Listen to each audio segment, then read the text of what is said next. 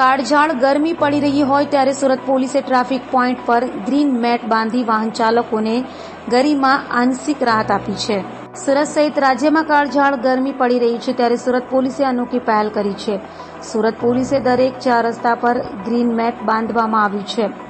Traffic signal પર ઉભેલા લોકોને આંશિક રાહત થશે તો લોકોએ ગરમીમાં આંશિક રાહત મળતા સુરત પોલીસનો આભાર માન્યો હતો।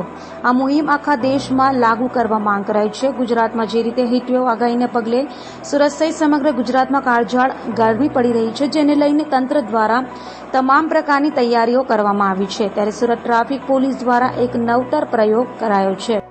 હાલમાં જે રીતે ગુજરાતની અંદર હીટ વેવ્સ ચાલે છે તો ટ્રાફિક નિયમનના ભાગરૂપે વાહન ચાલકોએ સ્ટોપ લાઇન ઉપર ઊભું રહેવું પડે છે। તો એમાં ખાસ જે 2 વ્હીલરના ચાલકો હોય છે એને ગરમી અને તાપ ઘણો લાગતો હોય છે। મહેરબાન પોલીસ કમિશનર સુરત સાહેબનાઓએ જે સૂચના આપેલી તે અનુસંધાને અમે લોકોમાંથી ડોનર શોધી અને સ્ટોપ લાઇન ઉપર આ મંડપ બનાવેલા છે કે જેથી કરીને જે સ્ટોપ લાઇન ઉપર 2 વ્હીલર ખાસ કરીને ઊભા હોય છે એને તાપમાંથી રાહત મળે। અને આવા પોઈન્ટો અમે અત્યારે રોકડિયા, પછી અડાજણ, પાલ, વૈશાલી સર્કલ આવી વિવિધ જગ્યાઓ પર રાખેલા છે।